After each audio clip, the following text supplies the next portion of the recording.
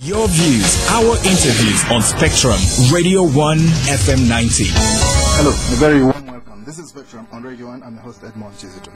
Spectrum tonight to review the week. What are we looking at? The Kenyan presidential elections. They go to the polls on Monday.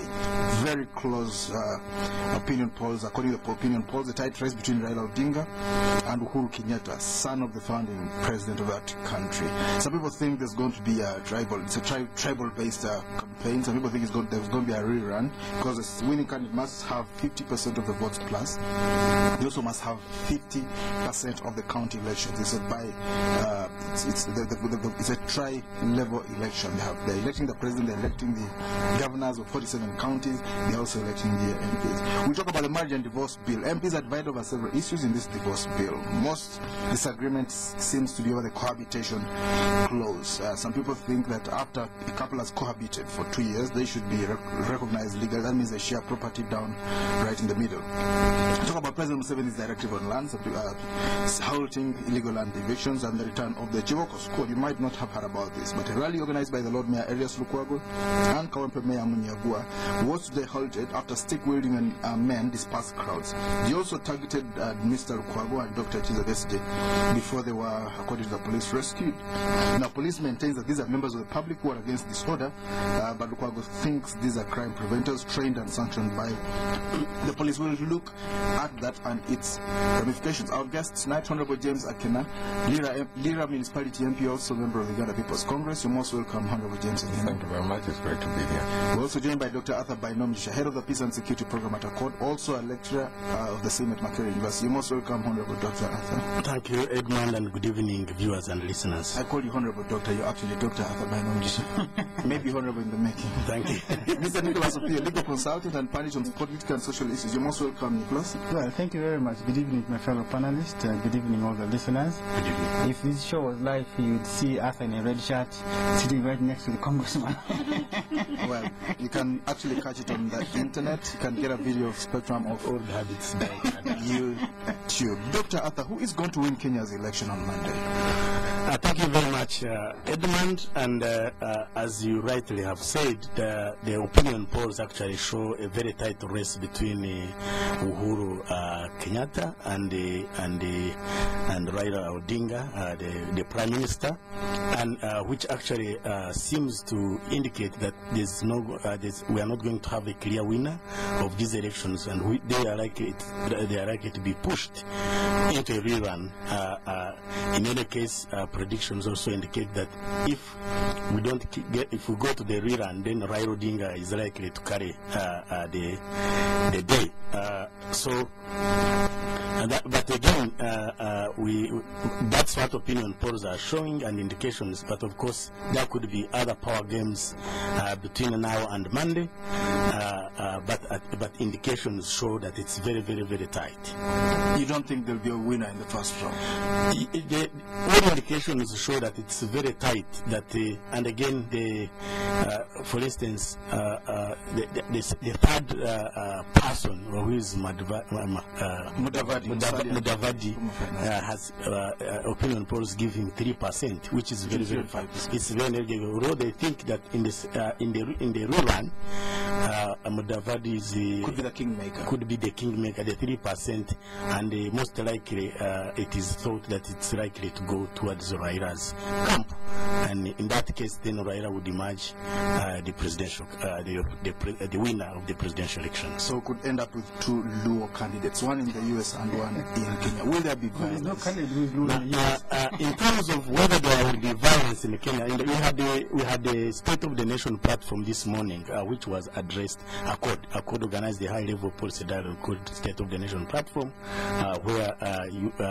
which was attended by some of you here, and we were grateful to have the Kenyan High Commissioner, His Excellency Major General Kanga, attending, and high dignitaries from Uganda. And all indications show, if you do a conflict mapping, it shows that actually there could be violence in Kenya are based on the following. One, the importation, there is stockpiling of weapons, especially machetes. Even now, right now, BBC has been actually reporting about it. Machetes and small arms have been entering Kenya and they are not coming out of it, which means that people are positioning themselves.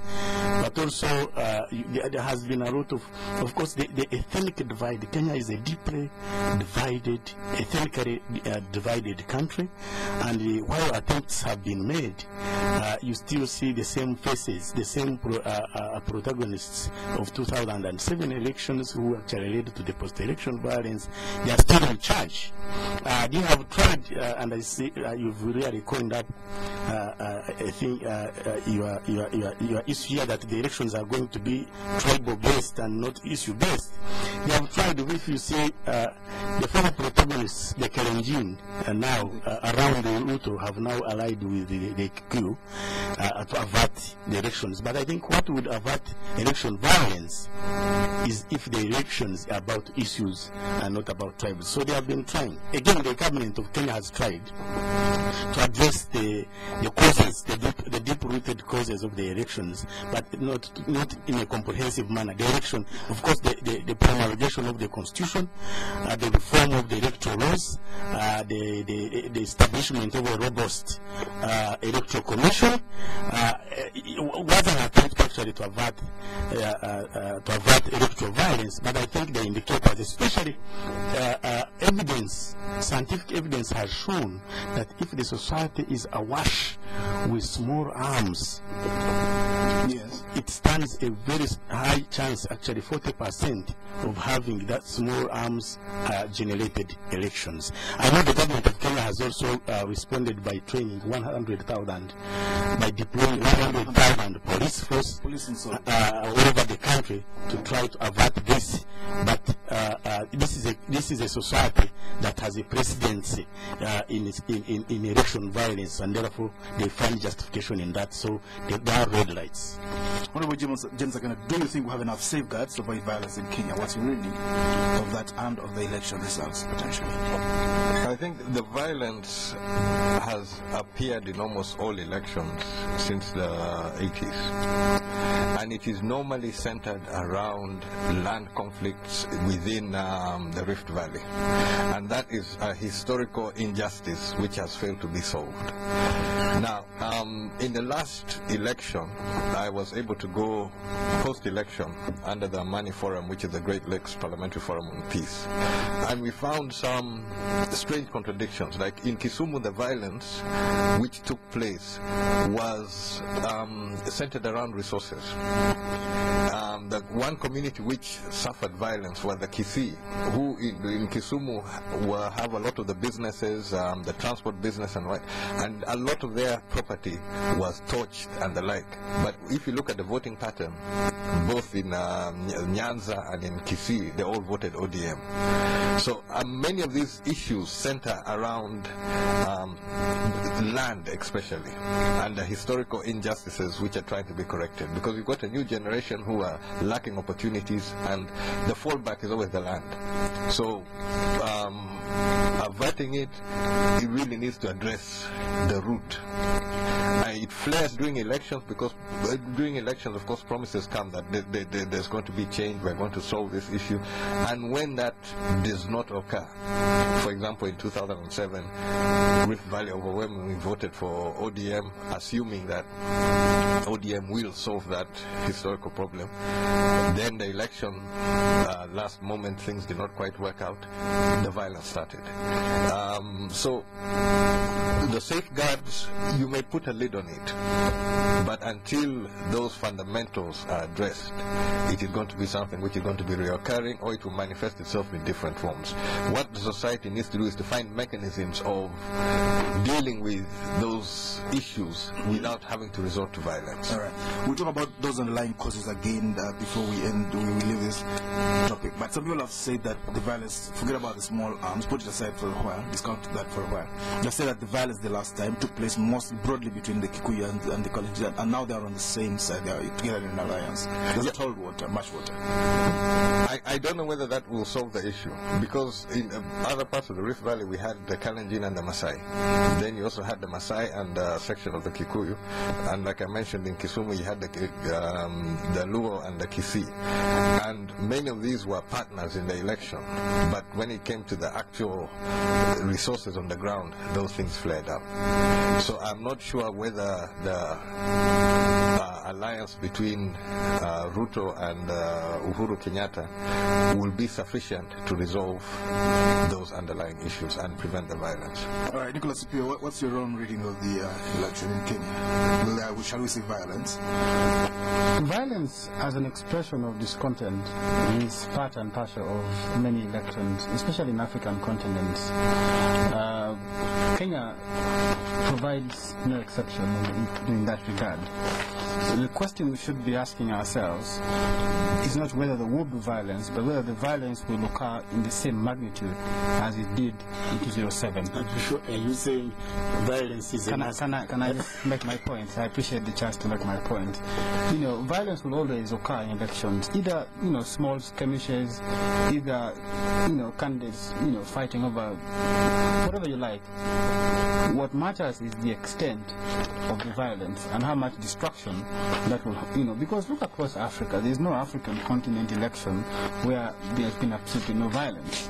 You know, and to dismiss that there will be no violence is, in my view, you know, dishonest. What we should be discussing, as I said, is will the violence be in the same scale, the same magnitude as we witnessed in 2007?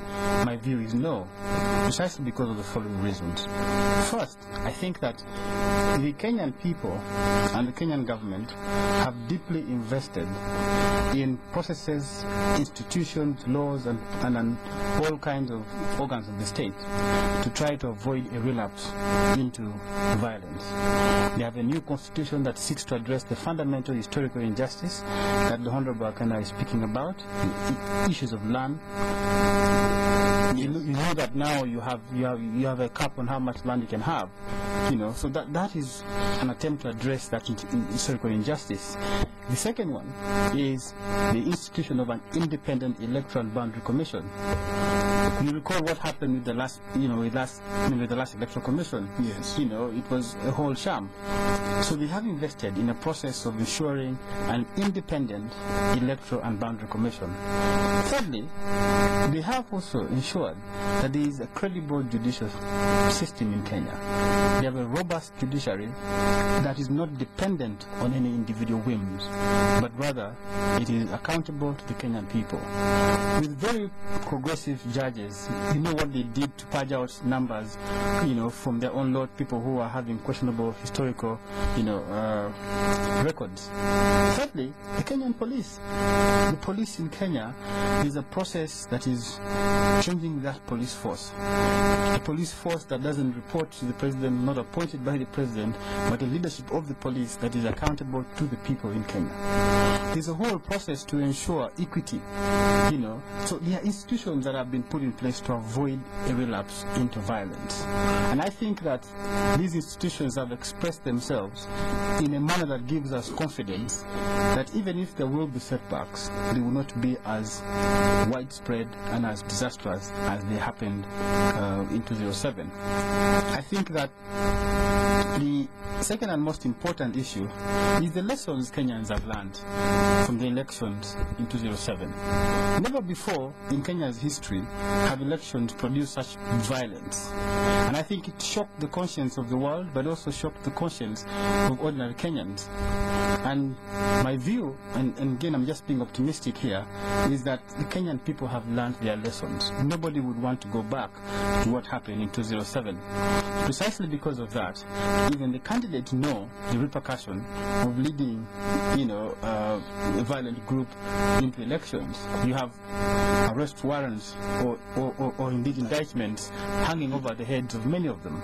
So I think that because of all of this, the Kenyan election will be relatively free and fair, but also a small scale of violence will be witnessed. Of course, there are hot spots.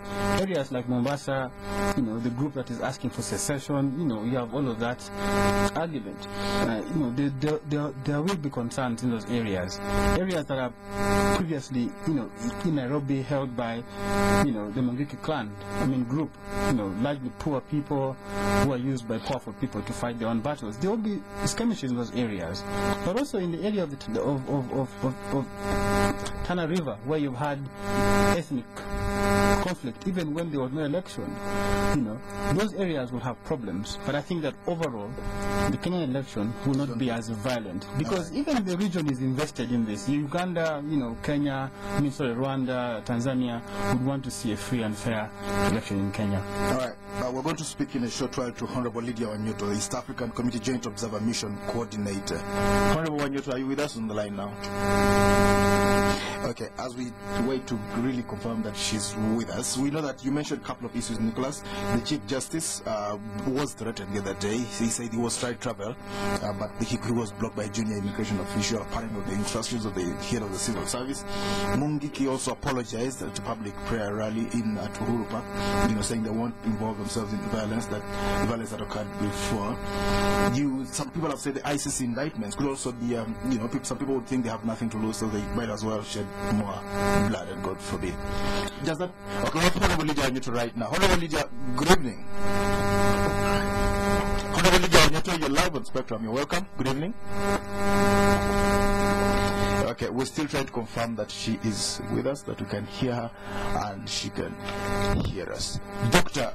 Arthur, let's get a little bit deeper on these historical injustices. How do we remove them once for all?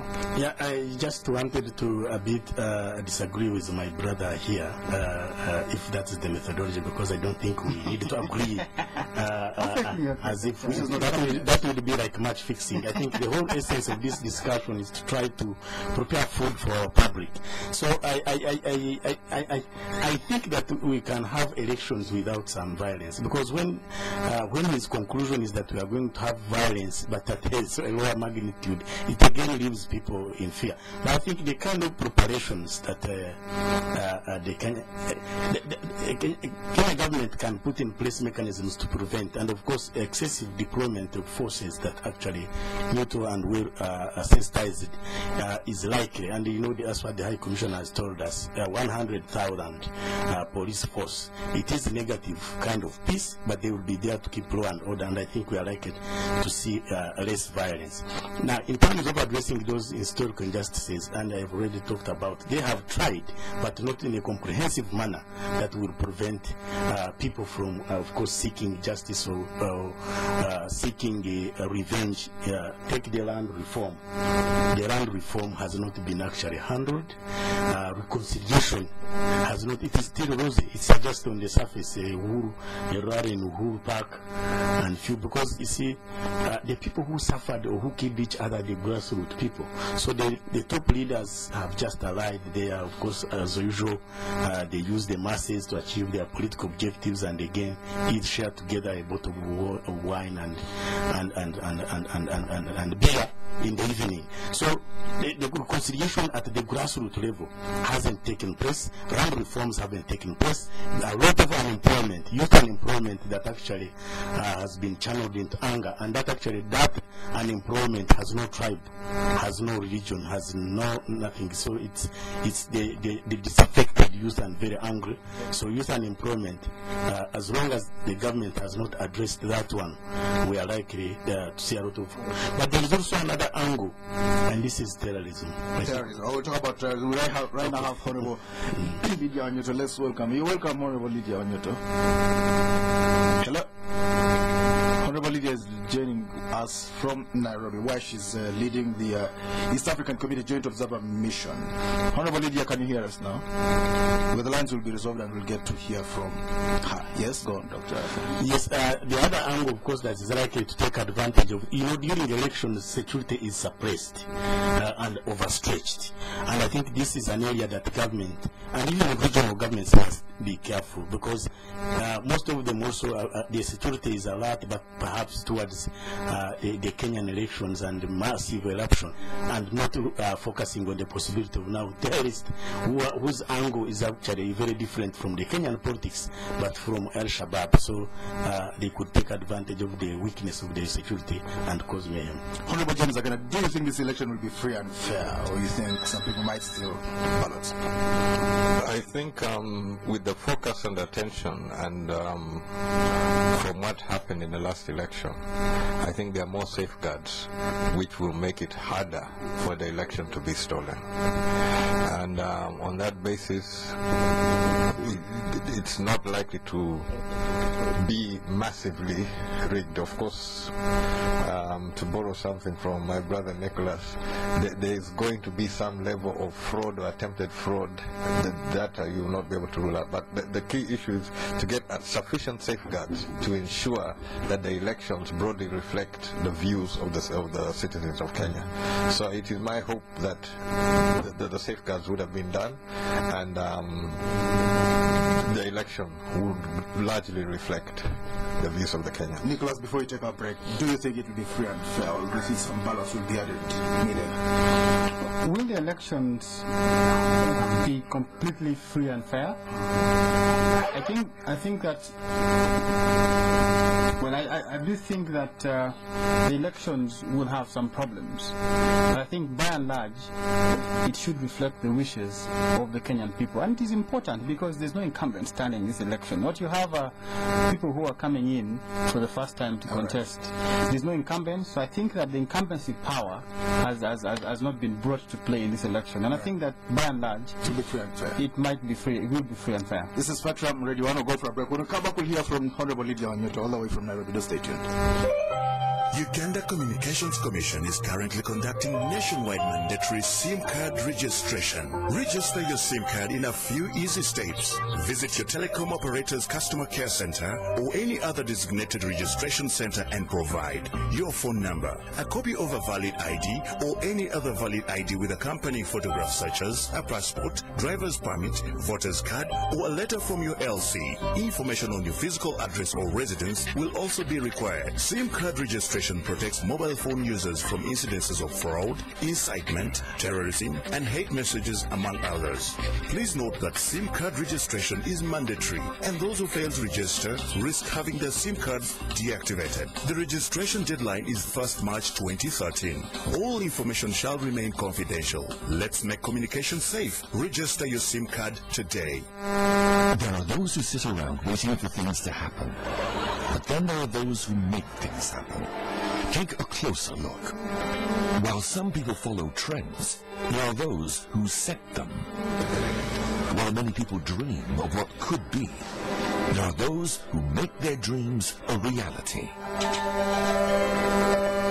While some people make a name for themselves, there are those who also leave a legacy. These people have a unique drive that enables them to make things happen. And they all choose a beer that has a unique ingredient, crystal malt, releasing the richer, full flavor that makes Nile Gold Uganda's true premium lager. Nile Gold, beyond the ordinary. Not for sale to persons under 18. Excuse me, what is this 300 shillings on my bill for? That is for the tinted candles, madam. And this 100 shillings? That is for the air conditioning. And this 200 shillings? For the blue walls, ma'am. I can't believe this! Why pray for what you don't use or ask for? That's why we at Standard Chartered are introducing the Easy Go account, the first current account of its kind that gives you complete control of your banking charges. For more details, visit a Standard Chartered branch or call 0414-340077. Would you like to leave me a tip, please? Spectrum on Radio 1 FM 90. Welcome back on Spectrum. Tonight we're reviewing the week. We've been looking at the Kenyan election. We'll talk about it a little bit more. Our guest tonight, Honorable James Akena, Lira Municipality MP, member of the Uganda People's Congress Party, Dr. Arthur Bainomugisha, head of the Peace and Security Program at ACODE, also lecturer at Makerere University, Mr. Nicholas Opiyo, legal consultant at AKIJUL, also a pundit on political and social issues. We're joined right now on the phone by Honorable Lydia Wanyoto, who is in Nairobi as the leader, the mission coordinator of the South African Community Joint Observer Mission. Honorable Lydia, you're welcome to Spectrum. Alright, we'll try and get Honorable Lydia back online. We'll continue a little bit about... You didn't register your phone number. The Kenyan elections. We've been in touch with her. We've been speaking to her, and she should be able to join us and tell us exactly what's happening. The election is on Monday. Some people fear there'll be violence. It's got a close... it's a very, very close run. The two main leaders are running very neck to neck in the opinion polls. Let's move to something else. We'll come back to the Kenyan election as soon as we get Honorable Lydia. Let's talk about the marriage and divorce bill. Legislators, Honorable Akena, you divided on the marriage and divorce bill. Some people think after you've cohabited for 2 years, you should be considered man and wife. Some people, but let's talk about that. Why is it likely to go? You sit in Parliament. Talk to us. No, the issue of cohabitation has been removed. It was dropped, that particular clause. Okay, I'll cut you short. I'll have Honorable Lydia Onyoto on the line right now. Welcome, Honorable Lydia Onyoto. Good evening, Honorable Lydia, regular panelist on this particular Friday. Very well, Honorable Lydia. Talk to us about what's happening. What's the mood like in Nairobi? First of all, I just want to make a clear clarification that I am coordinating three regional economic bloc election organizations for IGAD, for Cometa, and for ESG. I am the one taking the secretary. Now, each of those economic communities, international communities, IGAD and Cometa, each one of them has set the vision of those visions that go out on their book passport. So I understand that clarification. For example, the head of the ESG Conservation Mission in National Republic, the first speaker, Abdurrahman Kinana. Yes. The one in Nairobi is calm, and the messages are clear. Right now, President Kizito is addressing the nation about elections and wishing all Kenyans the election. What's your reading, Honorable Lydia? Will it be peaceful? Will it be free and fair, first of all? There is no doubt that what we are seeing is the will of people of Kenya, and that everybody is willing to ensure that they cast their vote and they can hope to get the result. And what we are doing for us who are not Kenyans, all that our role is to support Kenya and to wish them all the best. That's what we are doing. We are supporting the cause.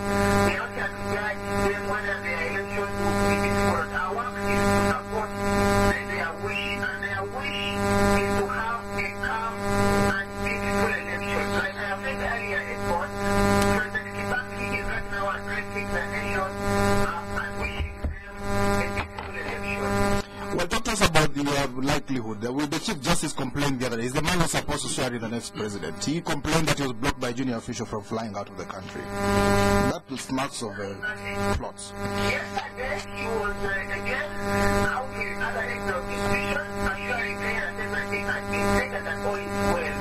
So we are talking about what's happening today, not what happened a week or 2 weeks ago or 3 years ago. What's happening today is that everything is set, and the Chief Justice and other heads of institutions have been able to come out and address the nation. Even yesterday was a big day. The judiciary is set to support the electoral process. Let's talk about the preparedness, the readiness of the interim electoral and boundaries commission. What have the ballots been flown to the polling station? Talk to us about the readiness of the electoral commission. There was also a briefing by the head of the electoral and boundaries commission yesterday, and right now we are receiving reports from all our observers and funded, because we have about 90 observers and funded. They've all gone to the county offices where they are the IDPC officials, and the materials have arrived. Yes. The materials have arrived, and the polling officials are going to receive the witnesses and the polling centers, and they'll be working in shifts. So all the logistics are in place. Yes, that is the information we are getting from our country observers who are already in the community. Let's come back a little bit to Nairobi before we wrap it up at the national level. 100,000 troops deployed. Do you feel it walking on the streets? Uhuru, Kenyatta Avenue and other places. Moi Avenue and other places. Do you feel some tension? Too many troops, with AK-47s are slung over their shoulders. Because we are also many people from outside Kenya who don't know about where most of them are acting as trained and to ensure that the whole process is as so there is no fear because they prepared for it. They've been trained to guide people, they've been trained to protect people, they've been trained to keep the mission calm. So when you meet somebody, a police officer or somebody who is there, they are in uniform and they are identifiable. There is no reason to worry because they are guiding people on where to go and to keep the mission as calm as possible. It has not affected the atmosphere. You don't have men on horseback and other things. Very briefly before we move to something else. Not at all. Why are you getting that impression from? Well, once we are on the ground, we are not. And let's talk about. You know, everybody has worked so hard, government has worked so hard, and to ensure that the thing is comfortable and it's calm.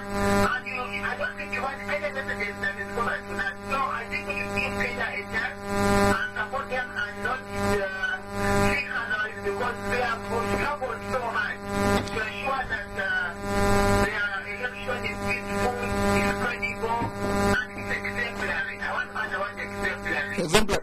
I mean, we know Honorable Leader, you're a woman of peace, but let's talk about reports that small arms have been infiltrating. Small arms arrive in Kenya. In fact, the president was there as a corridor. They come through and go to other places. Now they get started in Kenya. Machetes, like happened in Rwanda, and AK-47s. What does that point to? Well, I tell you, like outside problems in Uganda. All right, we have to go. Thank you very much, Honorable Lydia. I must let you go. Thank you very much for joining us all the way from Nairobi. We'll try and get back to you next week as soon as the election has happened. Thank you very much once again, Honorable Lydia. Thank you. Can we have one word on this before we move on to something else? Dr. Arthur, does that reassure you there's peace? No men on horseback, intimidating looks around the corner in this capital of Nairobi. I think Lydia is a good diplomat, and of course the presence of so many troops could be reassuring to the Kenyans that the government has taken precaution. I think to that extent I'm satisfied. And you know what Nicholas just talked here? When you don't have an incumbent running, I think that is a big boost to security and also to the government's desire to organize peaceful elections, because I think what is at issue for Chidaki now is a legacy.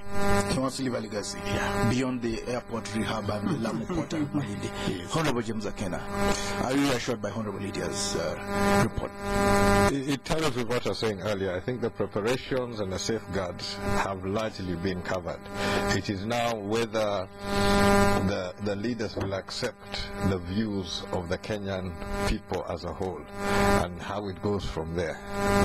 That is now the determining factor which we have to wait for. Nicholas Opiyo? Well, I think she basically reinforces the point that I've made earlier, that conflict peddlers may be overly pessimistic. I think we've got to give Kenya the benefit of the doubt and believe that they have learned from their history and will have a free and fair election. Let's talk about marriage. Honorable James, can you still talk to us about this? What did you people agree on cohabitation? The cohabitation was removed, but one thing I want to say on that particular issue. Let's underline that. In the past, they said if you live with a man and woman for 2 years, you are legally married. You can share property. In fact, that wasn't really the case. Yes. The clause on cohabitation didn't grant you marital status. Rather, it only granted you sharing the property. Yeah, property rights. You can take his ATM card and do. So what is the impact of removing that cohabitation clause? In that they will not be considered married and they will not share property as a married couple would in the case of divorce. But the issue which I wanted to point out is that there are some jurisdictions where you do have something called a common law marriage. But that has certain criteria under which it is deemed to be a marriage. And one element of it is that you must have demonstrated the intent to marry. Now, even in our traditional setup, there are certain stages which you go through before the marriage can be concluded. Now, on top of that demonstration, you have to have cohabited for a period of time. How much time? It depends. Some countries it's 2 years, others it's 5, others it even goes up to 7. So it really depends on that, and then that is where it is going to be construed as you'll be taken as married. And then the whole issue of in case of divorce, in case of death and whatever, it's... You count the plots. Yeah, that is how it works out. So in this particular bill, they had just put it as 2 years. And largely the majority of MPs were not comfortable with this, and even the society was not quite comfortable with this element. So that particular clause has been deleted from the bill, so it should not raise any more concern or worry that it's no longer part of the bill. Dr. Arthur, what kind of bill, marriage and divorce bill should we have? I think I will just comment generally on the bill, that actually Parliament should give the people of Uganda a law that will protect the marriage as an institution. For quite a long time, the Africans, the problems we have suffered, the civil wars, the HIV/AIDS, a strong family institution in Africa has sustained us. Imagine the children, the orphaned children by HIV/AIDS and the wars.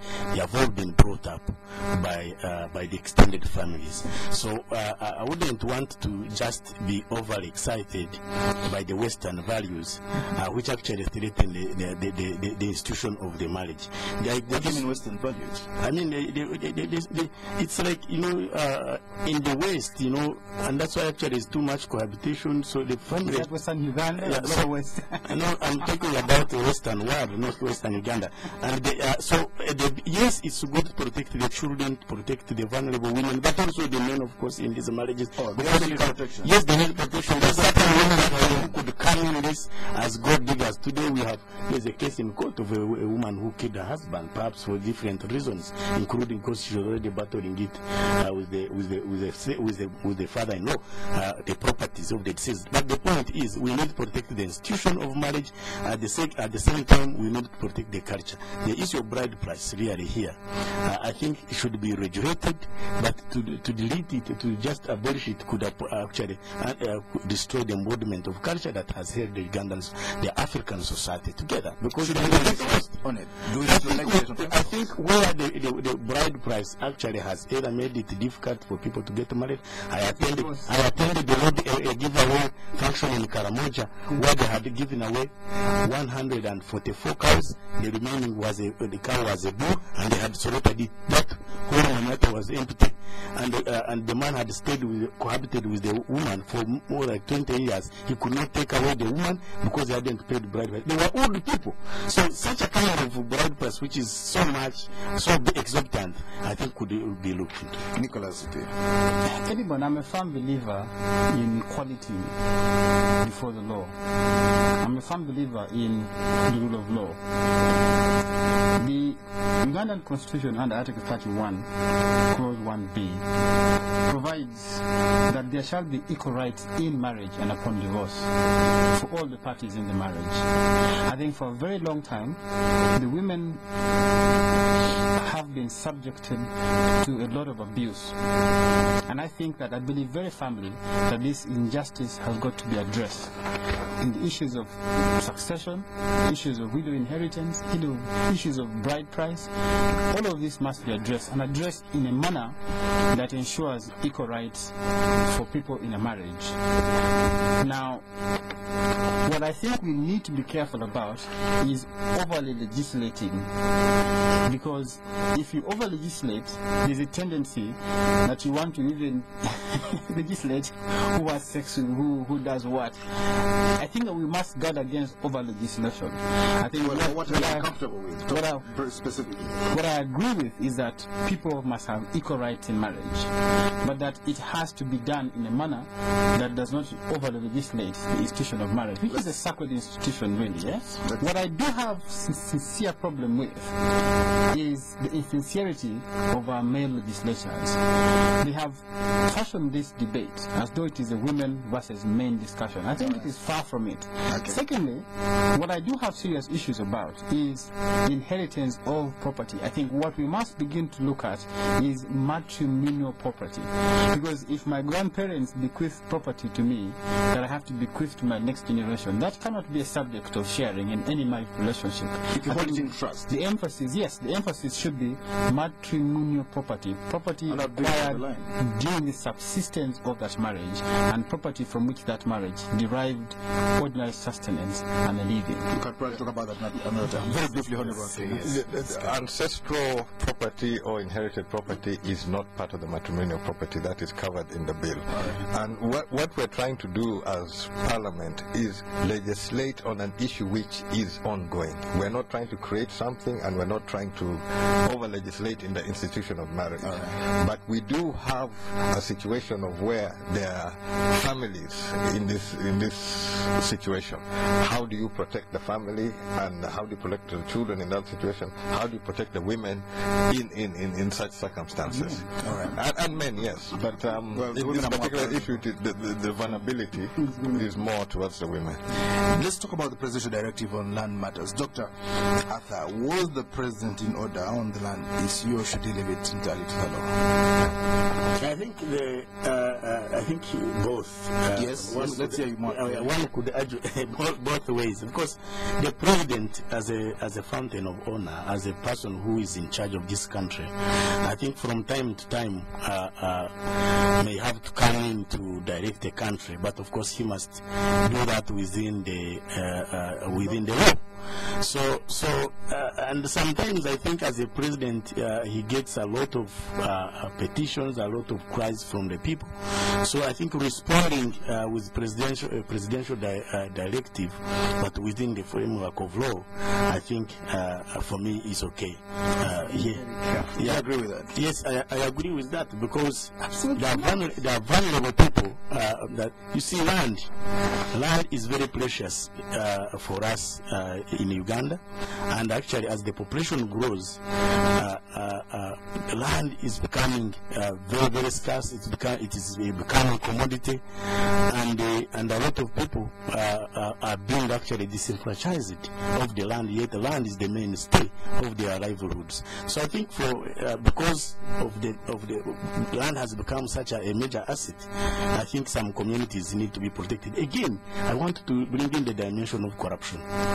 Corrupt people have stolen our money, and they have invested it in the land bank. Actually, it's land where they can keep the money. If it's not in the houses, it is in the land, and they can easily actually disenfranchise the communities with irrequired wealth. I think for that reason, I think then there's a need for protection that actually could come in at that level. People seem to have a pedantic view. I do disagree entirely with Dr. Really, because, and this is the premise of my disagreement. You have witnessed a trend in the way President Museveni is reacting to what has happened in the last couple of weeks. We're moving towards a rule by committee. Okay? You have now a committee of the party dealing with budget. You have one for land. Expect committees for all government departments. I think that this sort of rule must not be the norm. Secondly, the president is not above the law. I believe in the supremacy of our constitution, which vests the powers of adjudicating disputes to the courts of law, not to some para-judicial, extrajudicial body like State House Land Desk, like the Land Protection Unit at police, who now take it upon themselves to verify court orders for execution. I have a court order I have been holding for 2 years. Hold court orders. Before you actually execute a court order, you have to get clearance from that committee. For me, I think that is unlawful. I think it is an abuse of judicial process, and that the president is better advised to strengthen judicial loopholes that create land disputes. And I can tell you there are so many. First, we abandoned land tribunals. We had land tribunals across this country. We abandoned them. The president has not appointed judicial officers and enough to handle land disputes. The High Court must have 50 judges. We have hardly 20 judges. The Court of Appeal must have 11 justices. We have 7. The Supreme Court must have 15.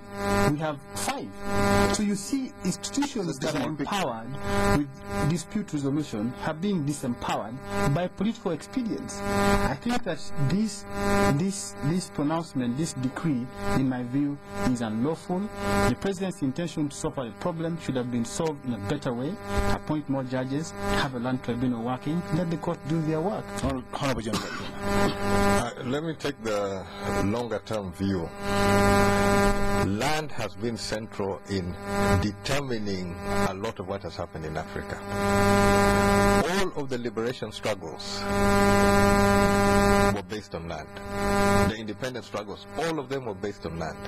It is just that the nationalists at that time were able to craft on top of it a bigger issue of independence. But at a local level, people are fighting for land. Talk about Kenya, talk about Algeria, talk about South Africa, Zimbabwe, all of the countries where we had wars for independence, it was about land.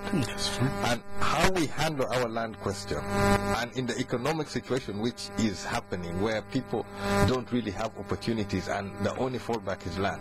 It's not really a, you cannot acquire skill and that you rely on that skill. You have to fall back to land. We are sowing seeds which can erupt at a later stage. So these matters need to be handled in the most careful manner, but also considering the larger picture. We need to create opportunities for the citizens. Opportunities may have to move beyond land. They need to be able to have a skill set and be able to contribute meaningfully. That is when you'll address this issue. This jumping in here and there and trying to resolve is not going to solve the problem. It can provide temporary relief, but ultimately we need to address holistically what is the underlying problem there. Somebody has said that we need to move away from tilling the land to manning the till. Let's talk about something else. Doctor, at the return of the Chiboko Squad, a rally organized by Lord Mayor Arius Lukwago and Current Mayor Munyego was to be halted after stick-wielding men dispersed crowds. They apparently were targeting Dr. Besji as well. Before they were rescued by police, according to what they say.